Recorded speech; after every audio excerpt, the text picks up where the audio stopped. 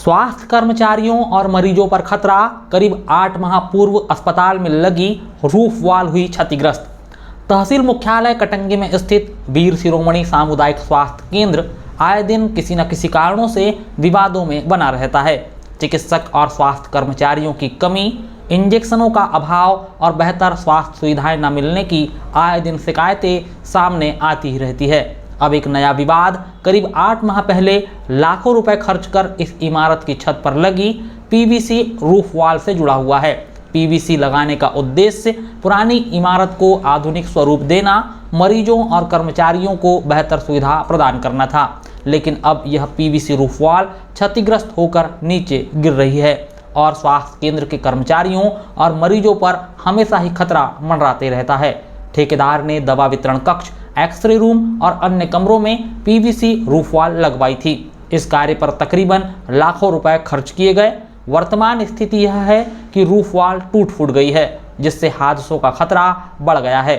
उपयंत्री अंजू बिसेन ने स्वीकार किया है कि इतनी पुरानी इमारत में नियमानुसार रूफ वॉल नहीं लगनी चाहिए थी।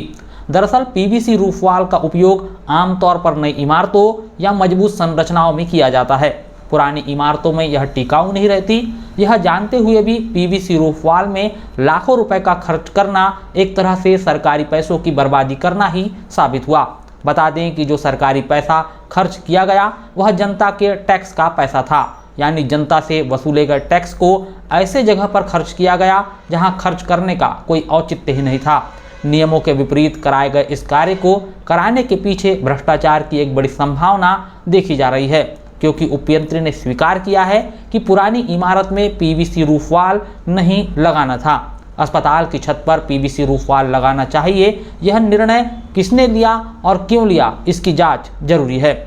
गौरतलब हो कि जब उपयंत्री इस बात को जानती थी कि पुरानी इमारत की छत पीवीसी का भार सहन नहीं कर पाएगी और गिरने की आशंका है, तो किसके दबाव में यह कार्य हुआ, यह बात जनता के सामने आनी ही चाहिए, क्योंकि यह सिर्फ पैसों की बर्बादी का मामला नहीं बल्कि प्रशासनिक लापरवाही का भी मसला है। दवा वितरण कक्ष जहां पूरा दिन स्वास्थ्य कर्मचारी बैठे रहते हैं, वहां उनके साथ अनहोनी का खतरा बना रहता है। एक्सरे रूम, यहाँ संवेदनशील उपकरण लगे हैं। रूफ वॉल के गिरने से उपकरणों को नुकसान और मरीजों को चोट लगने की संभावना है। जहाँ जहाँ रूफ वॉल लगी थी वहाँ कर्मचारियों में भय का माहौल बना हुआ है।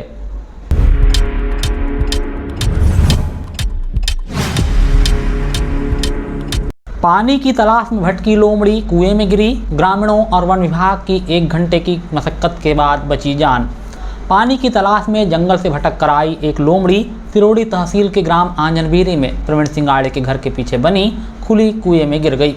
इस घटना की सूचना प्रवीण ने सरपंच और पठार संघर्ष समिति संयोजक दीपक पुष्पतोड़े को दी। सरपंच ने तुरंत वन विभाग को सूचना दी। वनकर्मी मौके पर पहुंचे।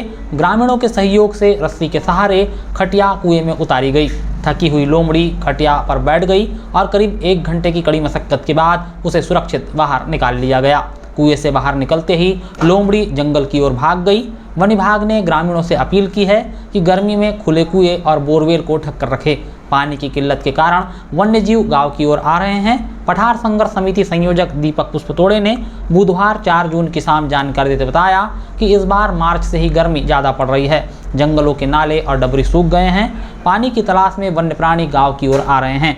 आंजनबीरी के आसपास का जंगल है, लेकिन वहाँ पानी के सोर्स कम है।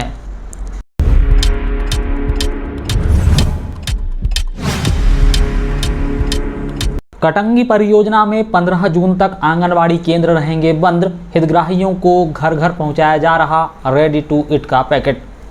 शासन के निर्देशों के पालन में बालाघाट जिले के कटंगी परियोजना के अंतर्गत संचालित सभी आंगनवाड़ी केंद्रों में 15 जून तक बच्चों के लिए अवकाश घोषित किया गया है। ग्रीष्मकालीन अवकाश के कारण केंद्र बंद रहने के दौरान 3 से 6 वर्ष तक के हितग्राही बच्चों, गर्भवती धात्री माताओं को पोषण आहार की निरंतरता बनाए रखने के लिए रेडी टू ईट का पैकेट घर घर वितरित किया जा रहा है। मध्य प्रदेश शासन महिला एवं बाल विकास विभाग द्वारा जारी निर्देशों के अनुसार गर्मी की तीव्रता और बच्चों के स्वास्थ्य को ध्यान में रखते हुए प्रदेश भर के आंगनवाड़ी केंद्रों में 15 जून तक का अवकाश घोषित किया गया है। कटंगी परियोजना अधिकारी पुष्पेंद्र रानाडे ने बुधवार 4 जून की दोपहर 3 बजे जानकारी देते बताया कि शासन का स्पष्ट निर्देश था कि अवकाश अवधि में भी हितग्राहियों को मिलने वाला पोषण आहार बाधित न हो। इसी निर्देश के परिपालन में परियोजना की सभी आंगनबाड़ी केंद्रों के माध्यम से रेडी टू ईट का वितरण कार्य युद्ध स्तर पर कराया जा रहा है। परियोजना अधिकारी ने कहा कि आंगनबाड़ी केंद्र में बच्चों को मिलने वाला गर्म पका हुआ भोजन गर्मी के अवकाश के कारण बंद रहेगा, लेकिन पोषण की कड़ी टूटे नहीं, इसके लिए शासन द्वारा रेडी टू ईट वितरण की व्यवस्था की गई है। यह पैकेट पोषण विशेषज्ञ द्वारा तैयार किया गया है, जिसमें बच्चों की दैनिक पोषण आवश्यकता का पूरा ध्यान रखा गया है।